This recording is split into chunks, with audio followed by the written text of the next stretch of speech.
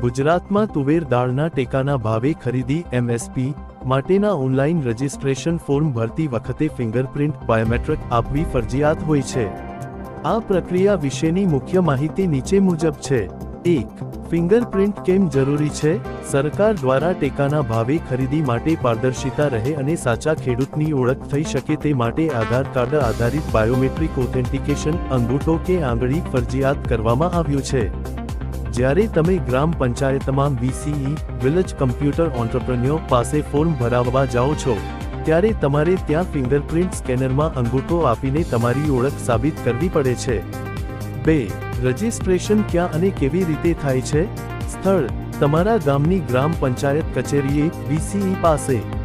Process: VCE online portal પર તમારો data નાખશે અને છેલ્લે વેરિફિકેશન માટે તમારો અંગૂઠો બાયોમેટ્રિક લેશે। આના વગર ફોર્મ સબમિટ થતું નથી। 3. અન્ય કઈ વિગતો સાથે રાખવી?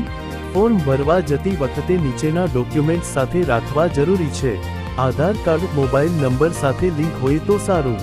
ગામનો નમૂનો 7/12 અને 8 અદ્યતન। તલાટીનો વાવેતરનો દાખલો જો 7/12 માં પાકનો ઉલ્લેખ ન હોય તો। બેંક પાસબુકની નકલ જેમાં ખાતા નંબર અને IFSC કોડ સ્પષ્ટ હોય। 4. મહત્વની તારીખ: તુવેરના રજિસ્ટ્રેશનની પ્રક્રિયા સામાન્ય રીતે ડિસેમ્બર-જાન્યુઆરી મહિનામાં ચાલતી હોય છે। હાલમાં 2024થી 25 સિઝન માટે રજિસ્ટ્રેશન 22 ડિસેમ્બરથી શરૂ થઈ ગયું છે। તારીખમાં ફેરફાર હોઈ શકે, જેની સ્થાનિક કચેરીએ તપાસ કરવી। ટૂંકમાં, હા, રજિસ્ટ્રેશન કન્ફર્મ કરવા માટે VCE સેન્ટર પર અંગૂઠો મૂકવો જરૂરી છે।